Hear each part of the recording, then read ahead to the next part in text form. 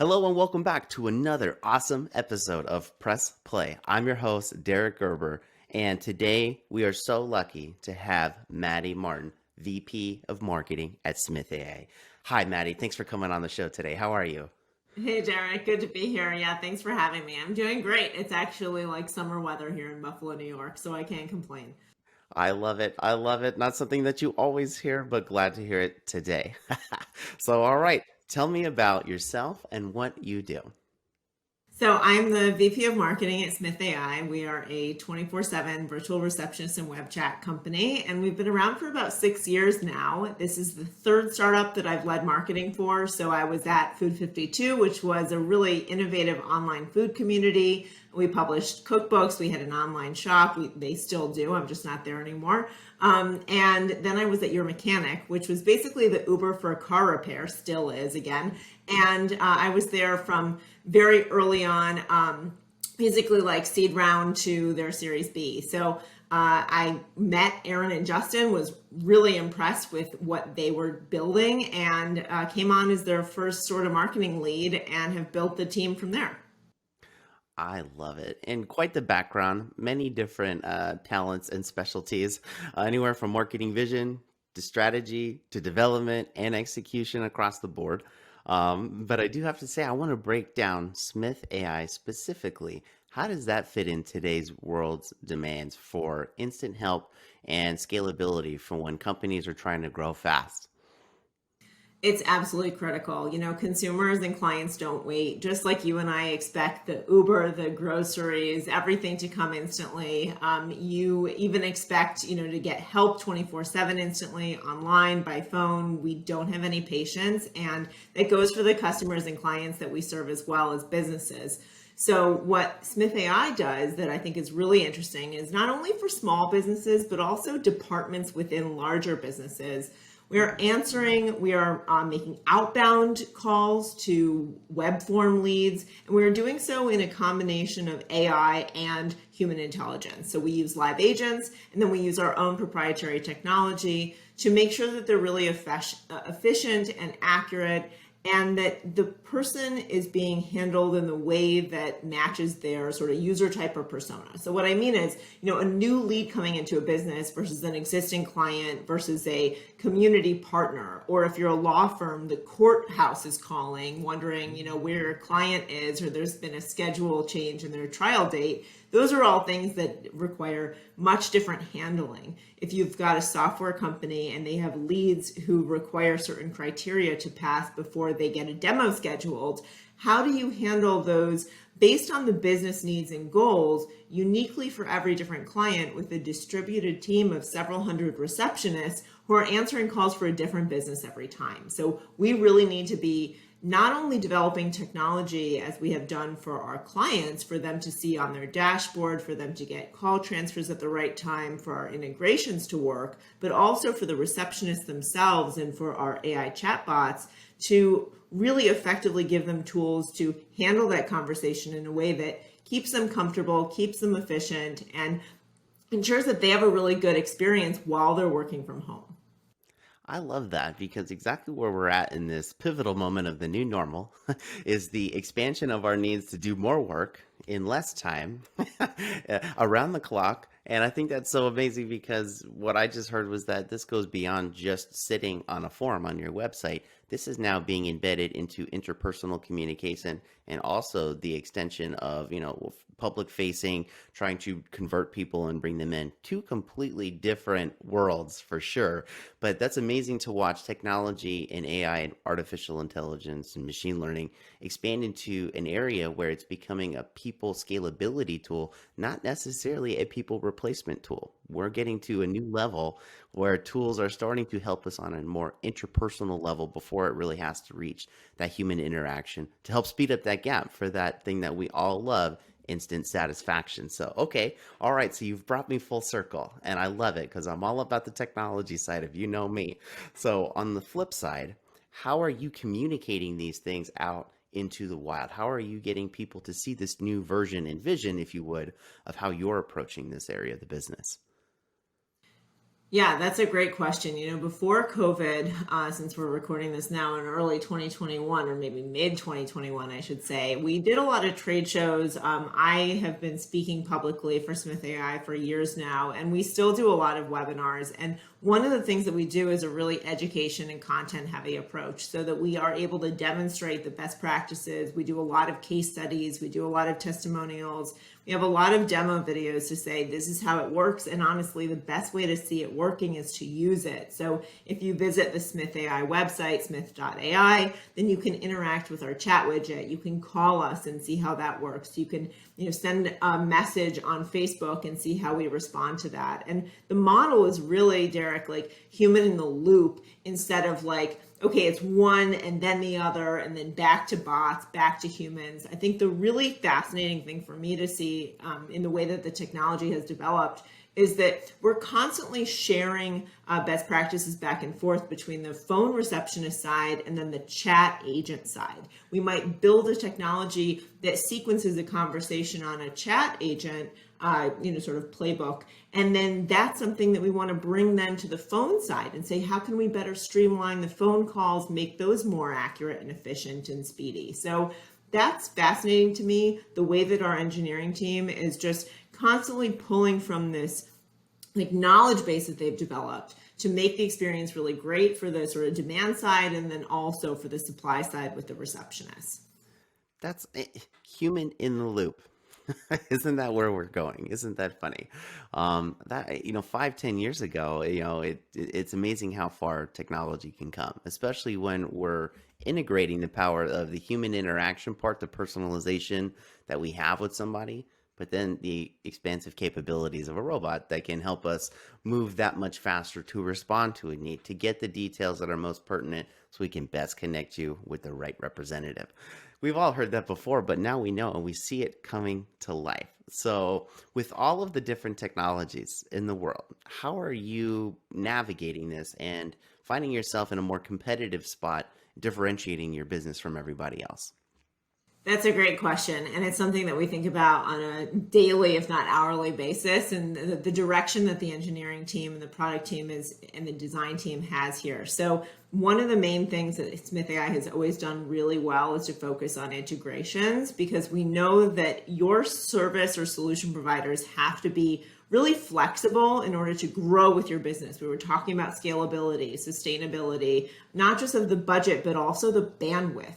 So if you are going to take on the challenge of a new CRM and the costs and everything, or a new intake or calendaring system, you want to make sure that the rest of your ecosystem plays well with it, right? And there is a huge lag in training and staff onboarding time that we want to reduce by saying, Smith AI in outsourcing to us, your calls, chats, text, Facebook messages, we are going to have the best integration platform through which you can connect the rest of your services, no matter what they are. So we have a lot of dozens of direct integrations. And then we also have public Zapier apps for both receptionists and for chat. So you can connect Smith AI into your systems no matter what you're using. For example, Salesforce and HubSpot. After a call or chat, that new contact is added for that lead. The conversation is logged in your system. And when you have that demo, you don't have to have someone do the data entry or yourself. You don't have to go find, and add a new record. You can just call up that existing record, add your notes to it, and move on your way because they're already in that workflow. So to me, having the context, not asking the same questions over again because you misplaced your notes. I mean, the entire chat transcript, imagine what you can do with that, Derek, not just on that demo call to say, literally in their own words repeated back to them, you said, this is what you need, right? But then also, what are the SEO implications? You have people who are asking questions in their own words. Those are the articles and the FAQ that you should build out, because those are the common questions that Google won't share with you because of the not provided keywords, but that are pretty much the same thing someone typed into Google, then repeated on your site in your chat bot, because that is what they're seeking to first learn about your business as their screening criteria, right? So you have to answer those questions for them up front in order to have that dialogue, that sales discussion later on that's meaningful. I, that is so cool because that's exactly where I can feel like this. stress or this tension is that we have so much data and there's so much data available, but when someone immediately reiterates a question and we don't have that logged or stored, more often than not, that just goes to some data repository somewhere or is never to be heard or seen from again. And I can say that from your immediate ability to target niche personas and demographics that have these tools is the right way to do it. At Explainify, many customers do the same thing. Our clients go and they buy bundles of videos, but each one of these bundles that they're speaking to is all around the different integrations and functionalities available specifically to that market. So you want to talk about major CRMs, BPM solutions, anything else in between, wherever you can find those major names and systems is the best practices tool available for making your SEO better, everyone. But on the Well, flip side, exactly.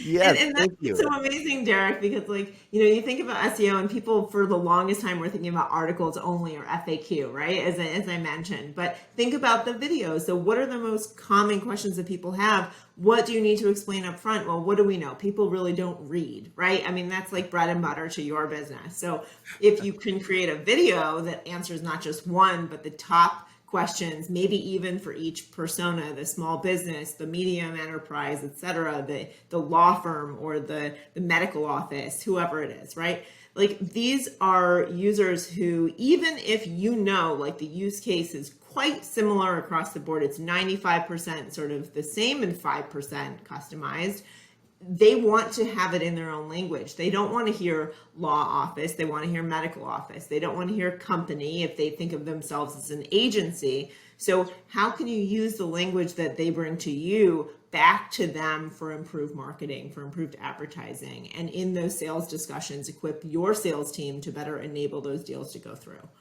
Yes, and seeing is believing, but feeling and watching the technology immediately get lit up in your environment. Instead of spending 1,500 hours researching, you've got 15 minutes and you can read a quick article, watch a quick video, understand the product, watch another quick video on how to get started and have it integrated and up and running in 15 minutes. That right there is the dream. And that's where we're at with technology and things like this.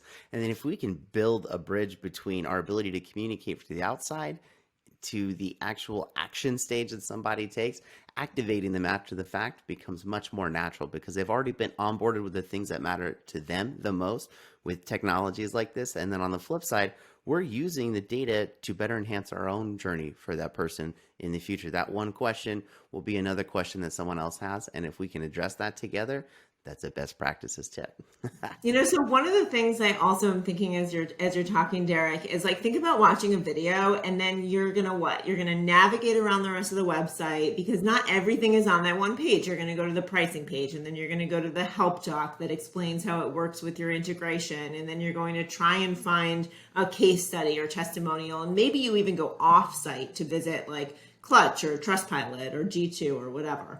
Now, if you have chat, imagine staying on that same page after watching the video and that chat pops up. Maybe there's a timing delay, so it knows it's after like the video plays, in an expected fashion. And then that conversation actually pulls in the information from the agent or from the bot when a question is asked about pricing, when a question is asked about a common FAQ, and the integration question is right there on that same page, asked and answered without navigating all over the place, because that is a resource drawing from the existing sort of repository of information. And whether that's the agent or the bot helping you access that information, you're not going anywhere. You're not hunting down information on a website where you've probably never been before and you don't know where to go. So it's a great client experience for that perspective, and it's a much better experience from the business perspective because you can't predict that every client is going to follow the expected or hoped for path that you want them to sort of navigate around the site. And if they're not ready to click that button and get started, and they do have questions, the more they have to hunt and find for themselves the answers, the harder it is to convert them at the end of the day. That's right. we love to think that in a traditional sense, someone just magically finds our homepage and then perfectly and cleanly navigates to the next page, and then they just spend 22 minutes on the website reading every single page. That is not how website traffic behavior works, everyone. At this point, we all have the immediate ability to Google anything, and then there are 2,700 different options, and then we all start rapid firing tabs. All right, we all know how that works. What I find most interesting is that when you're searching for different queries or terms, you're not always just going to find that homepage. You're going to find the landing page. You're going to find a main pillar page on your website talking about a very specific thing. So again, whether it's medical or legal or whatever industry you're in, you're not always going to find your way right to the homepage. You're going to find it to a little stickler guy sitting out over here. But if we can use the tools and technologies available for us to make a better video, to interact with the person at just the right time, those are the types of abilities for us to enhance that next level of communication and on-brand experience for everybody coming through your site. So they do feel that personal customization that's coming through the tool, but also being immediately responded to. Those two things are enough to pique anybody's interest and increase conversion rates. So let's get into this part about, let's just see, how are you using it right now to create more leads yourself? But maybe you can tell us a story, if you don't mind, from what you can share about somebody else you've recently had some success with too. Yeah, absolutely. I mean, one of the easy examples with chat, for example, is just to have your the logo of Smith.ai on the bottom of the widget, and you click on that. It's powered by Smith.ai, and it goes to our website. Now, actually, for our agency partners, we can put their own logo on there, so it goes back to their website. So if you are working with clients who need chat, for example, then having your logo there powered by ABC agency allows you to drive more leads back to your site and start that discovery process, right? Like, who is this agency that's powering this solution that I'm enjoying myself? Now, the really interesting thing is that we get a large number of new clients to Smith.ai from referrals, from affiliates, from agencies, and just recommendations and reviews online. So, a lot of the best practices have to do with taking your most common questions or your intake forms, say professional or home services businesses. And there are some questions that need to happen before a consultation, before a demo, before an assessment, and whatever you call it, a quote, an estimate. We have all different terms, right? And the best practice really is to screen people effectively to help them make sure that they're in the right place, because just as we don't want to waste our time in sales and marketing conversations, neither do they, right? And I think that's something to really keep in mind. You want to help people use their time wisely to evaluate your business. And asking them the questions is a steering mechanism. It sets good guidelines and boundaries for how the relationship will move forward. So one of the things that we do is we ask questions up front around what your goals are, how you see us fitting into your business. And that's something that we recommend and see our best clients doing as well. What is the sense of urgency? Why do you need this right now? Not just like, for a law firm, okay, you want a divorce, it's going to be this much money. Can you pay the bill? Let's schedule a date, right? I mean, you want to ask questions. Are there kids involved? Is there property involved? Like, what is your time frame? A lot of different questions come in, and no matter what your business case or your industry, whatever your profession, there are questions that you should ask to make sure that first conversation has buy-in from both sides. And in asking those questions, you're really doing a service. So we try and drink that Kool-Aid ourselves. We're very intentional with understanding up front. Are you looking to screen out all the spam you're getting every day, all the sales calls? Are you looking to only speak to the most qualified clients because you have a good number of leads? Or do you have a new marketing campaign that launched, advertising? The leads are very good quality. Your keywords are very tight. You don't want us to screen anybody out. The idea is to warm transfer, book an appointment. If you take payment for consultations, grab that payment up front so that people are going to show up ready and interested in starting work with you.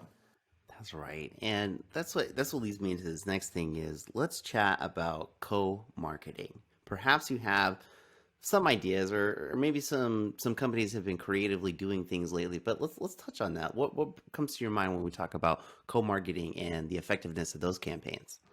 I think it's one of the most effective things you can possibly do. And I think that a lot of people make it more high level than it has to be in terms of theory and, insights and all sort of like the touchy feely aspects of the The easy co-marketing, grab things right? that we love attaching to big brands and logos and fancy keywords that Exactly, like all most the people fluff in the understand. world. Most people don't want fluff. They really want to know, for example, like how is Smith AI going to work with CallRail? How is it going to work with HubSpot? How does it work with Calendly, et cetera? And if you have a webinar that says, here is how to drive more consultations by capturing and converting more leads with CallRail and Calendly, for example. Like, that is something that is really tangible. It's something that a business owner or operator is going to carve time out of their schedule to attend live, right? Not the recording that you're probably never going to go back and listen to, but live.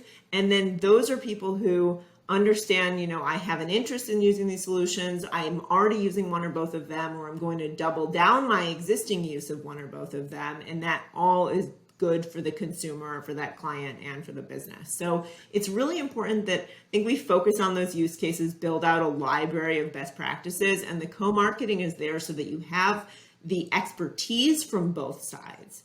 And that is what gives that business the confidence that they are going to be set up for success. It's going to be a white glove experience. They're working with companies that have their interest in mind and understand firsthand how they might use the solutions, and then also how they should, because a lot of customers and clients don't necessarily know, what are all the things that I'm missing? How can I improve my use of your service? And it's a great way of one to many, or two or three people to many, get that information out that might even be smaller accounts, but in mass, having 50, 100 accounts understand better how to use a solution that typically it's just DIY, upgrade your account yourself. That can be a way to really maximize the value of each client. And then for those who have the hands-on account manager, they come to the account manager, or the account manager knows to reach out effectively because they know they attended that session on CallRail and Calendly and Smith AI. So they have really accurate follow-up that engenders a better relationship. Right. And to close the gap of where we were even at the beginning of the conversation, we're going to funnel level now. So we're talking about, we went from maybe top level video on your website, small, feel how this works for you, and then into more of the meat and potatoes, if you would, to say, okay, for you insiders who really want to know the next thing, this is how it's specifically going to work for you. So we started off with an idea of 3, 5, 10 videos to talk about each level of integration on a top level scale to bring you in to say, we've got you.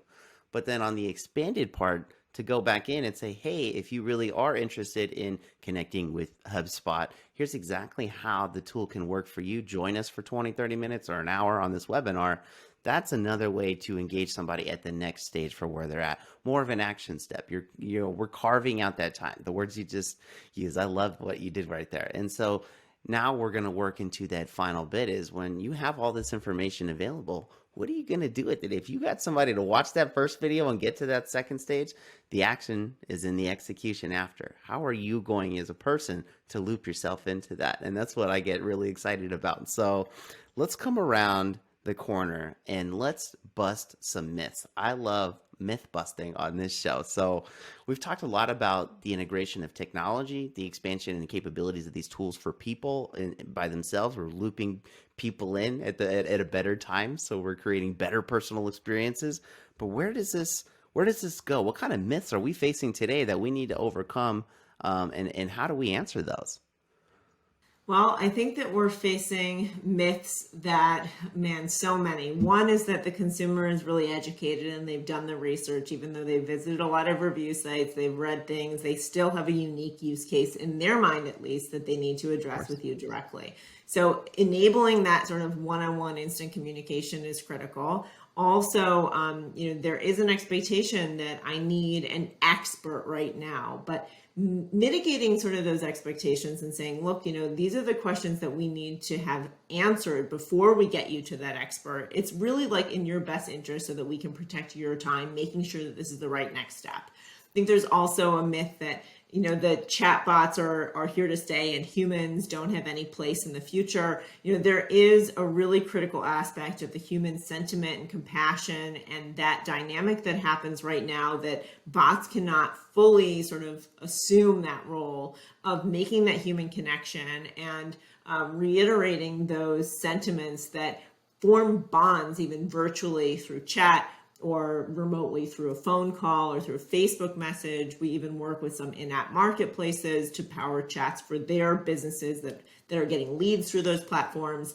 And the interesting thing is people really just want a response, but they also, based on certain situations that are sensitive, that are dealing with finance or health or wellness or legal issues, they want to know that they're going to be taken care of.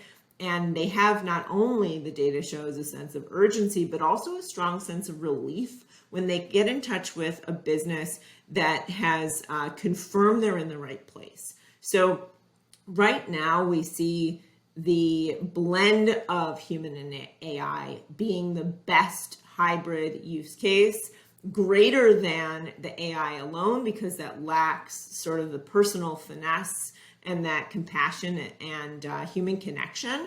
But the human alone is, as we know, very error prone, no matter how great their training or background or experience. And they do benefit from some technology backing them up. A simple tool like Grammarly or simple templates that we have in a knowledge base for our agents, that allows them to move fast and accurately and focus their brain power on being present in that conversation and fostering that human connection. Yeah, I gotta say, there's still a stigma that robots are taking over the world, but we've been hearing that for a while, and I can help break some of that myth up too, coming from 10, 15 years of automation and AI software. Robots are very capable, but they're only as capable for what we can write algorithms for. And there's a certain heart and soul piece that we haven't figured out. It may be done, but we're not quite there. So for everybody, take a breather. The advantage that I would recommend, because I'm not going to tell you, but I'm going to say you may perhaps considering the capabilities of additional AI tools in your repository to enhance your scalability and connectability across more channels of people. Because that's right, on a surface level, we can use robots to answer a lot of quick questions, and we understand that helps us respond that much faster. But when it comes time for that personal connection, make no mistake, that's time for a person to jump in, and that's what we're getting at today. So I think that's extremely important to differentiate the two. Of course, robots are going to help in certain areas of our life, but we all must evolve and take on new skill sets. So the next skill set, the gap right now you want to fill is, how do I better fill that AI and human interaction element and become super scalable, but even that much more personable to someone who has a unique use case in their buyer's journey. And I'm using all the words so you could take them down on notes, but that's the purpose. That's the next level. If you just want to do basic, this isn't basic. This is best practices. So I love that you've brought us here. So what is in the future for you and Smith AI? Well, I think just more refinement, more integrations, and more sort of this investment in the hybrid approach with the human and the AI. I think that the workflows are the theme of 2021 at the very least. I think that people are seeing their systems move fluidly together. And I think that they're also going a bit deeper and not giving up so easily on the first couple of tries, right? The first couple contacts, and that people see that the deal cycles might be a little bit longer. There's more going on in everyone's lives. There's childcare happening at home. There's people living longer. That's more time with multiple generations. That's more distraction. There's going to be more work for people to do.